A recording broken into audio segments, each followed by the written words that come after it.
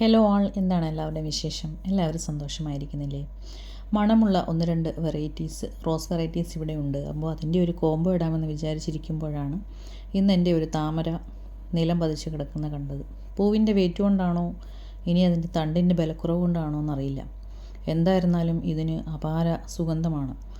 അപ്പോൾ കുറേ ബീസും ബട്ടർഫ്ലൈസും ഒക്കെ ഇതിനെ എപ്പോഴും ഇങ്ങനെ പൊതിഞ്ഞ് കാണാറുണ്ട്. അതുപോലെ മണമുള്ളൊരു പൂവാണ് നമ്മുടെ ബ്രിട്ടീഷ് ക്വീനെ ഞാൻ സ്ഥാനം മാറ്റി വെച്ചപ്പോൾ പൂവിനൊക്കെ കുറച്ചൊരു മാറ്റം. അപ്പോൾ ബ്രിട്ടീഷ് ക്വീൻ നമ്മുടെ കോമ്പോയിലില്ല. ഇപ്പോൾ കണ്ട ഈ പനിനീർ റോസും അതുപോലെ ഈ സെൻറ്റഡ് റോസും മണത്തിൻ്റെ സ്വഭാവം പേരിൽ തന്നെ കൊണ്ട് നടക്കുന്ന നമ്മുടെ ആന്ധ്ര പനീർ എന്നറിയപ്പെടുന്ന നമ്മുടെ ഈ ഒരു സെൻറ്റഡ് റോസും പിന്നെ അതുപോലെ നമ്മുടെ ടൈഗർ റോസും എന്ന് നമ്മൾ പൊതുവെ തെറ്റിദ്ധരിച്ച് വിളിച്ചു വന്നിരുന്ന ഈ മണമുള്ള സെൻറ്റിമെൻ്റൽ റോസ് അല്ലെങ്കിൽ ബലൂൺ റോസ്, ഇതാണ് നമ്മുടെ കോംബോയിലെ 3 താരങ്ങൾ. ഇവരുടെ മണത്തെക്കുറിച്ച് നിങ്ങൾക്കെല്ലാവർക്കും അറിയാമായിരിക്കും. അപ്പോൾ ഈ 3 ചെടികളാണ് നമുക്ക് ഇന്നത്തെ കോംബോയിലുള്ളത്. നമുക്കിതിനെ വേണമെങ്കിൽ മണമുള്ള കോംബോ എന്ന് വിളിക്കാം. ഞാൻ അങ്ങനെ വിളിക്കാനാണ് വിചാരിക്കുന്നത്. അപ്പോൾ ഈ മണമുള്ള പൂക്കൾ ഇഷ്ടമുള്ള ഒരുപാട് കസ്റ്റമേഴ്സ് എനിക്കുണ്ട്. അപ്പോൾ അവർക്ക് വേണ്ടിയിട്ട് ഈ കോംബോ ഞാൻ സമർപ്പിക്കുന്നു. അപ്പോൾ ഇത് പനിനീർ റോസിൻ്റെ സൈസാണ് ഈ കാണുന്നത്. അത്യാവശ്യം നീണ്ടു വളർന്നിട്ടുണ്ട്. നമ്മളെല്ലാ കോംബോയിലും ഈ ഒരു സൈസ് പനിനീരാണ് കൊടുത്തുകൊണ്ടിരിക്കുന്നത്. അപ്പോൾ ഇതാണ് പനിനീര് എൻ്റെ സൈസ്. അതുപോലെ പിന്നെ ഉള്ളത് നമ്മുടെ സെൻറ്റഡ് റോസാണ്. സെൻറ്റഡ് റോസ് പനിനീരിൻ്റെ അത്രയും വലിപ്പമില്ല, ബഡിലാണ് വന്നിരിക്കുന്നത്. നാടൻ ബഡാണ്, നാടൻ പോലെ പടർന്നു വളരുന്ന ബഡാണ്. അപ്പോൾ ഇത് മീഡിയം സൈസ് ചെടികളാണ്, വലിയ കുഴപ്പമില്ലാത്ത ചെടികളാണ്.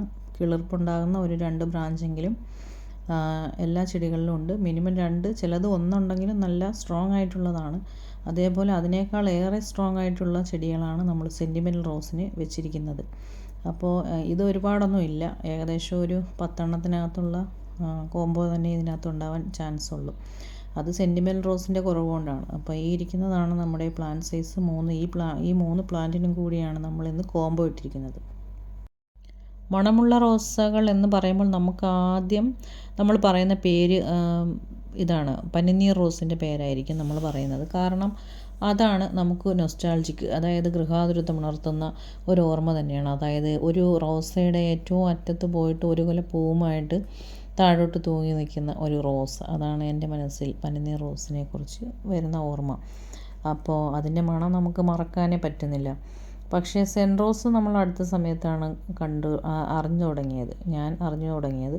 ആന്ധ്ര പനീർ എന്നൊക്കെ വിളിക്കുന്നുണ്ട്. സെൻറ്റ് റോസിൻ്റെ വ്യാപകമായ പ്രൊഡക്ഷൻ നടക്കുന്നുണ്ട് തമിഴ്നാട് ഏരിയയിൽ. കാരണം ഏതോ ഒരു ക്ഷേത്രത്തിൽ, എനിക്ക് ഏതാണെന്ന് ഓർമ്മയില്ല, ആ ക്ഷേത്രത്തിൽ ഈ സെൻറ്റ് റോസ് മാത്രമാണ് പൂജയ്ക്ക് എടുക്കുന്നത്, അല്ലെങ്കിൽ മാല കെട്ടാൻ എടുക്കുന്നത്.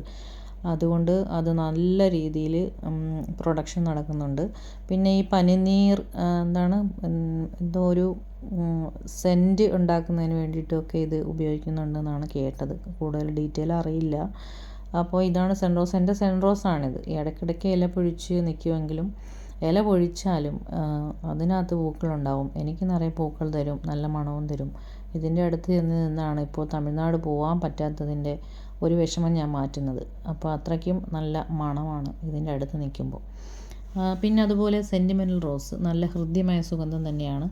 അപ്പോൾ ഈ 3 റോസിനും കൂടി നമ്മൾ കോംബോ റേറ്റ് സെറ്റ് ചെയ്തിരിക്കുന്നത് 289 രൂപയാണ്. 3 റോസിനും കൂടി CC ഉൾപ്പെടെയുള്ള റേറ്റാണ് ഞാൻ പറഞ്ഞത്.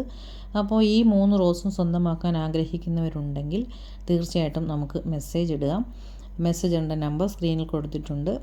അപ്പോൾ മെസ്സേജ് ഇട്ട് എനിക്ക് ഈ സ്മെൽ കോംബോ വേണം എന്ന് പറഞ്ഞാൽ മതി. അപ്പോൾ CC ഉൾപ്പെടെ 289 രൂപയാണ് നമ്മുടെ ഈ ഒരു കോംബോയുടെ റേറ്റ്.